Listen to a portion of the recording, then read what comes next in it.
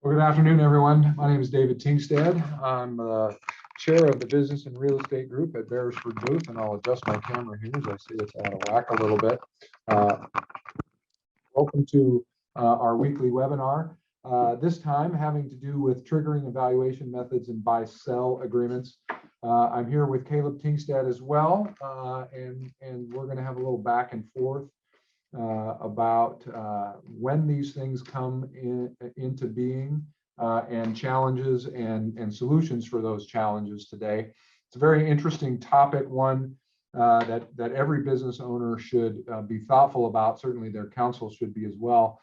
We draft a ton of these sorts of agreements, and we've started by thinking sort of from a big picture perspective of what we're talking about with these agreements, and so they really arise in two primary contexts nowadays. We talk about a buy-sell agreement, and typically they're not just a standalone agreement. That is to say, you don't typically have agreement that says buy-sell agreement.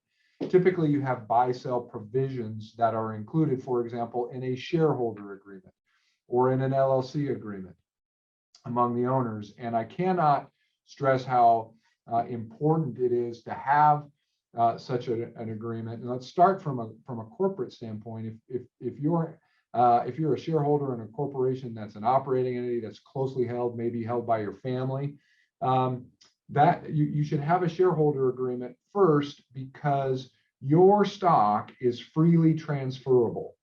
Meaning that stock could be transferred to anyone in the world, and absent a contractual restriction, you wouldn't have the ability to prevent that. And obviously, with a family-run business, others in the business may not be excited if one were to transfer their stock to someone outside the family. And so you need to start with dealing with that freely transferable interest of stock.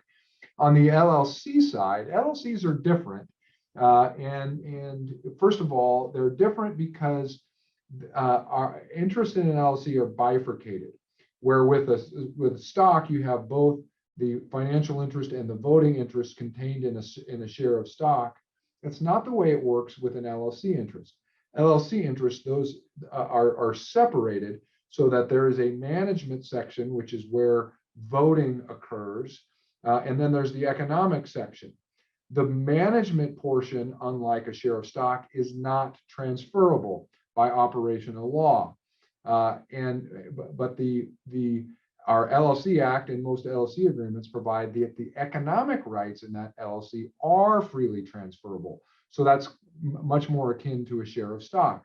So in your LLC agreement, you should still restrict that transfer in some way. So again, the LLC interest, the financial portion of that, does not get transferred to someone outside the family, or we like to talk about the pick your partner principle, which is one of the fundamental things that are significant in the choice of entity between an LLC and a corporation. So to start with, I wanted to kind of lay that lens for us that we're talking about shareholder agreements on the corporate side, LLC agreements on the other side, and we're talking about it specifically in the context of the buy-sell provisions that are included in that, when a shareholder has to sell, or when an LLC member has to sell. So now I'm going to get into the triggering mechanisms for when that sale might occur, and then Caleb is going to jump in with questions or comments, but he'll take the valuation section a little bit later in our presentation. So there are two primary groupings of triggering mechanisms, meaning when must I sell my shares or interest when we're talking in a buy-sell agreement. They can be voluntary, is the first group we have, voluntary and involuntary.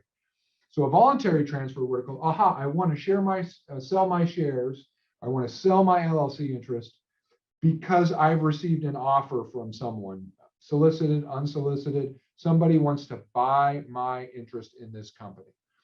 So what you typically see in that situation is what we call a right of first refusal, where the other shareholders or the other members of the LLC would have a right at that point to match whatever that third party offer looks like. Then typically there's a relatively short period of time that's given to be able to match that offer. Okay, so if I want to sell my shares of stock in my corporation to Caleb, if we build into our shareholder agreement a right of first refusal, before I could sell that to Caleb, the other shareholders would have the right to match whatever Caleb's offer is. Similarly, another voluntary transfer would be a lifetime gift. So if instead I wanted to transfer my shares to Caleb, perhaps the other shareholders or members of the LLC might be interested in preventing that from happening. So if I did make that offer want to make a gift, they could step in and say, no. Now, because you want to make this gift, we now have the right to buy your shares on a voluntary basis. So these kind of voluntary triggers, frankly, aren't used all that often. They're used more so from the standpoint that you have a prohibition on transfer to begin with, but when there wants to be a little bit of flexibility built in, sometimes voluntary transfers are actually what we call permitted transfers, because they may be used for estate planning purposes and may be consistent with the expectations of the other shareholders or partners. And so sometimes your shareholder agreement or LLC agreement will specifically say you are authorized to make these transfers, say, to another family member for no consideration. So those might be outside a triggering mechanism, depending on what your buy-sell agreement says. So now the other subset of a triggering mechanism is involuntary transfers.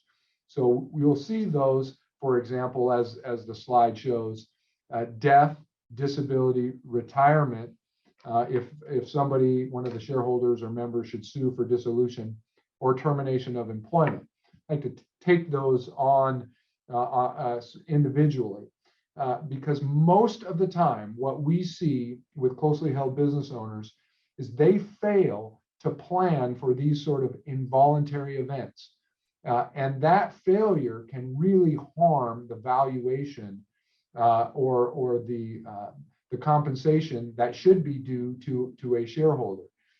When a shareholder becomes sick and a company's been in existence for a long time, if there's no ability to get out because they became disabled, now the valuation of the company will be significantly diminished, and the estate of the disabled shareholder will be harmed because they can't capitalize on the long time of service that they provided to the company. Similarly, when you have a death situation, there's, in the absence of an agreement, there's no obligation on the part of the other members or shareholders to purchase the interest of the deceased shareholder or member. And so where does the value come from? So what we strongly encourage all of our clients to do is, you're thinking about this situation from the outset, when things are going well, whether it's at formation or a few years into the business.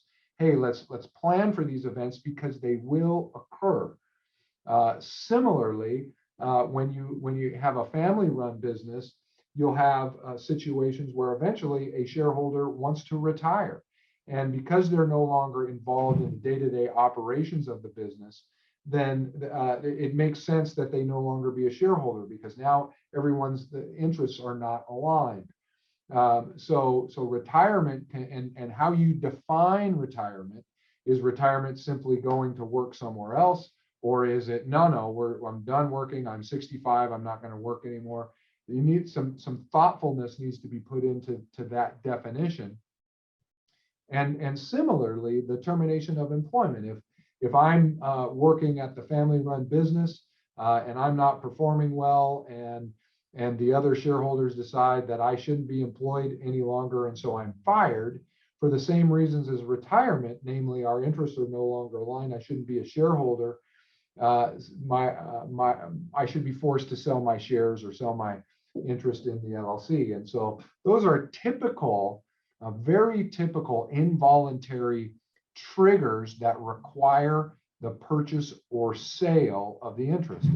And so this trigger can trigger an option to purchase, or it can trigger the requirement to purchase. And so that's one of the things while we're reviewing these agreements, we're looking for these sorts of things to see if they're optional or if they're mandatory. Now, one that I haven't talked about yet is a suit for dissolution. And yesterday, I posted a blog post on an interesting case out of New York where a triggering mechanism in a buy-sell agreement arose because two of the shareholders sued the company for dissolution. And much to their chagrin, they were then forced, because the buy-sell agreement said so, they were forced to sell their interest. Now, this kind of trigger actually makes a lot of sense when you think about what we're trying to do here, which is to keep the business in the hands of those people who are running it. The valuation is different, and Caleb will get into that in just a second. But how when I file suit, for example, against my company for it to be dissolved, at a minimum, I ought not be a shareholder any longer. The other shareholders may want to continue with the business. If they don't, they can simply agree to the dissolution. So that problem can be solved. But if they do want to continue with the business, they ought to have either the option or the obligation. In this case, I certainly think the option to buy makes the most sense, at least in my mind. But each situation is a little bit different. And so these are typical involuntary transfer mechanisms, and one that ought to be thought about is if somebody should file suit for dissolution. So, and real quick here, one other, I think, trigger that somewhat fits into both of these boxes, and neither of them at the same time, that we're not really talking about today, but is still something to be very mindful of, is deadlock and buy-sell or buy-sell agreements being triggered upon deadlock. And that's, I actually think we've talked about that at length before, and it's a whole nother webinar in and of itself. But it's another thing from a drafting standpoint to be aware of and to be thinking about, particularly as you sort of parse through what does and does not trigger either the option or the obligation to purchase another either member or shareholders shares or interest. Yeah, no, it's a great point, and certainly you're right. That is a subject for a whole nother webinar. I guess we have our topic for Caleb for the next one here in a few weeks. But yeah, it's a great point, and deadlocks can certainly arise when people least expect it. But they do arise, and so I'm fond of saying that if you can foresee it, you have the duty to plan for it. And so I think that's a great point. So Caleb, I guess this is a terrific segue now to throw the conversation to you. Once one of these triggering one of these triggering events happens, whether we're talking about the right or the obligation to buy, how does valuation work? Because that's probably what's going to be the determining factor for a lot of people if they want to exercise their option, or it could even be a breeding grounds for dispute, depending on how that valuation works. So I'll throw this over to you and let you talk about how valuation works in these circumstances. Yeah, thank you. So first and foremost, I think it's important to take a step back here and remember that these provisions, whether you're talking about what the triggers are and how you go about valuing interests after a trigger occurs, one of the most important things is that you draft very clearly and that you walk through each and every step of the process clearly in your buy-sell agreement. A lot of times, particularly in contentious relationships that are going to result in a buyout, litigation is going to ensue. And if one party seeks to buy out the others pursuant to the terms and conditions of the buy-sell agreement, you may find yourself in front of a judge asking for specific performance. And judges are very loath to enforce agreements that are not entirely clear, or there's some ambiguity, or maybe there's a step in the process that is not fully fleshed out. And so as you continue to think about these aspects in here, it's really important from the outset to draft very clearly and walk through each and every step of the process.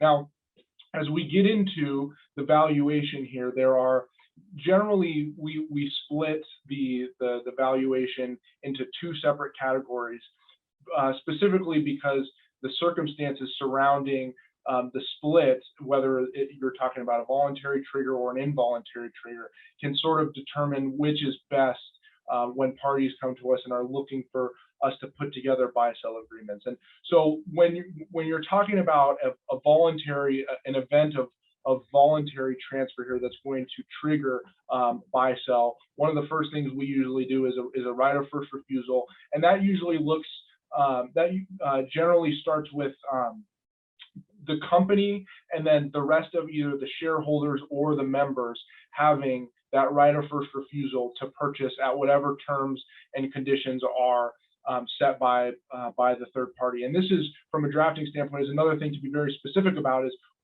what does a third party offer mean, and how are we going to define that? Is it if somebody mentions over a cup of coffee that they want to buy another person's interest, does the right of first refusal, is it all of a sudden triggered there?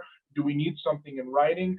Is it a full-blown purchase and sale agreement? Is it an email saying, I'm going to give you $100 for your shares?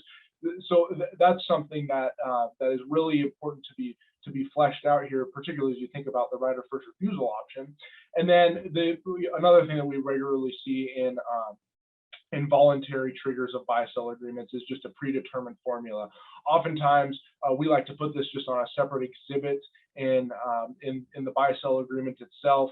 And we're lawyers. We are not accountants, and so frequently we work with other professionals that maybe our clients are already currently engaged with to put together a formula that works best. Particularly considering we deal with so many different businesses, whether they're manufacturers or they sell widgets, or they provide some sort of good, some sort of service. Excuse me. The formula can change depending on the industry that you're in, which is one of the reasons why it's really important to come in and discuss and get into sort of the meat and potatoes of what you're doing to figure out what works best in your specific scenario. Hey, Caleb, I'm gonna hop in right there, because I really want to highlight that point. It is absolutely critical that people understand this is not a one-size-fits-all formula. Every business is different. It has different metrics, key performance indicators, whatever they are, and so don't think that you can hop on Google, or maybe our litigators would say, please do hop on Google, because that's a breeding ground for litigation. But your business is different. It's special, and the formula, the buyout formula, needs to be tailored directly to your business.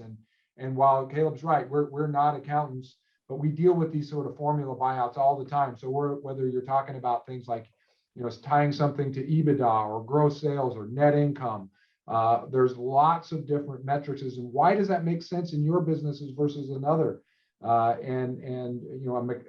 manufacturing business is so different than a service-based business.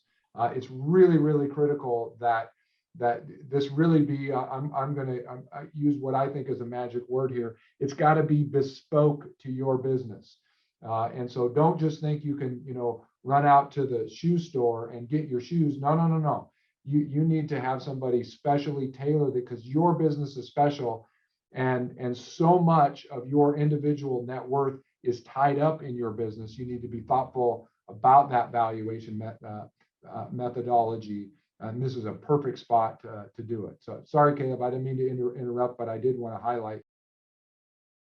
No, it's a really good point, and sort of transitions into the next section here, which is the involuntary triggers that you discussed, and one of the things that I think probably the most common valuation that we use from an involuntary buy-sell perspective is the appraisal.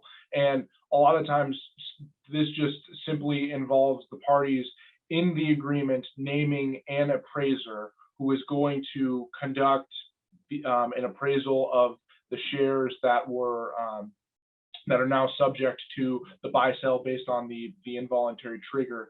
And at the same time, it could also sometimes we see separate parties appoint two different appraisers, and then those two appraisers select a third independent appraiser, and it, depending on the scope and nature of the business, the particular complication of the appraisal may or may not be warranted, because the more people you have involved, oftentimes the more cost there is. And one of the things that we find is the most efficient and also breeds the least amount of dispute is if everyone just stipulates to one appraiser.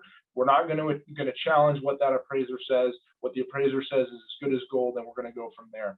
We also have a predetermined formula under here as well.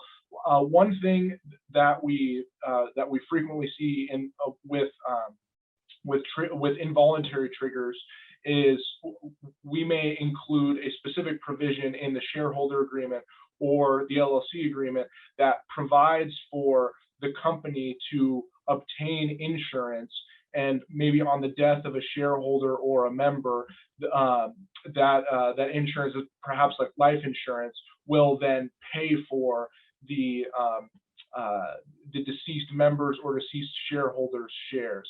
And that is. And I'm sorry, Caleb, I'm going to hop in right there, because that particular idea, again, much like deadlock being a completely separate issue or subject for another webinar, the purchase agreements with insurance, whether we're talking about a cross purchase agreement where now a member is buying out another member, or whether it's the company that's buying or not, based on this insurance, there's tons of complication here and big tax implications that I just want to highlight there that need to be given thought to how you structure that buy sell with insurance. And so don't just think that you can run out and get a term life insurance policy and we don't need to worry about who gets the money or how it works. No. In the event of, and there's two typical kinds of buyout insurance that we talk about. There's life insurance, and then there's disability buyout insurance, both that are available, but the tax consequences of those really need to be thought through as you structure that transaction. So I'm developing an unfortunate habit of interrupting you here, Caleb. So I'm sorry for that. Well, no, it's another really good point. And as we sort of go down the list here, I think oftentimes the phrase is last but not least, but in this case, it certainly is last and least. The fixed price option in valuation is definitely something that we use infrequently. I think is even a generous term. It's something that we try and stay away from here. Oftentimes, parties may agree that every year they are going to, re-update the price that will set the buyout, and they'll email each other back and forth on the 31st of December or something like that, and what you frequently see is in fixed price scenarios is where the most amount of litigation takes place, and so we generally try and stay away from something like that. But it nevertheless it bears discussing and being aware of, as it's out there in the sphere of what some people like to do. But in terms of what we feel best practices are, certainly something that should be stated in the agreement, particularly something that's going to be flexible. One of the worst things that you can do is take a look at an agreement that has perhaps has a fixed price, and that fixed price was set 10 years ago, and somebody dies, and that the fixed price might have been $100,000 at the time the agreement was executed, but now the fair market value you may be looking at well into the millions, and that's where litigation is going to ensue, and there are not going to be happy people in that sort of situation, which is one of the reasons why we like to have sort of living, breathing valuations, if you will, that ebb and flow with the life cycle and success of the respective business and the entity. And so with that, I think I will kick it back over to you, Mr. Tingstad. All right. Well, thank you, Caleb. It's a great conversation. And so to summarize this, again, we're talking about shareholder agreements. We're talking about LLC agreements, where these sort of buy-sell provisions typically live. There needs to be triggers, both from a voluntary and involuntary situation, and a flexible valuation methodology. Caleb touched on this. When you talk about, if you have a fixed price methodology, that's not going to work, because as sure as God made little green apples, you're not going to update that every year. It's just an impractical thing, and it is a breeding ground for disputes. And not only that, it ends up not being fair to someone. And so be thoughtful about that. And remember, your shareholder agreement, your LLC agreement, is not intended to live forever. Okay, it needs to be reviewed pretty regularly. If you're not looking at it, especially, well, here we are, it's right at the beginning of the new year, great time to get that LLC agreement out, get that shareholder agreement out. Remind yourself, what does it say? Does it still work for us? Your business changes.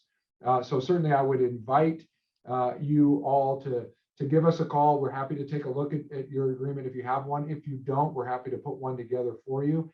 This is also a great time for you to think about an overall review of your business. And one of the things that we do here at Beresford Booth is we're happy to sit down with you, look at how your business is structured, how what we call your organic documents, meaning your articles of incorporation, your certificate of formation, works with your LLC agreement, works with your shareholder agreement. How about your employment agreements? Are you set up properly there? Have your licenses been done correctly? There's some compliance issues that need to be solved, and certainly we invite you to reach out to us. We're happy to help you through that process to keep you on the straight and narrow, because there's probably not a problem now, and won't be a problem until there is one. And oftentimes it's just too late once there is a problem. So be thoughtful about that. We're here to help. We represent a ton of closely held businesses. That is our bread and butter. We don't represent the publicly traded companies of the world, but closely held businesses are really where we live, the sandbox that we get to play in. And what a privilege it is to be invited in to represent your business. Your business is special. We treat it as such. And so please let us give you some help in those areas. My contact information, Caleb's contact information, is here. Certainly, we'd be delighted to help you. Feel free to shoot us an email, give us a call, and we look forward to speaking with you here in the future. But take a close look at your buy-sell agreements, and if you don't have one, give us a call. With that concludes our time here for today. And I see, as I look out my window, the snow has gone, so that only means we're not in Eastern Washington. We're here in Western Washington. We look forward to talking to you further. Everyone have a great day.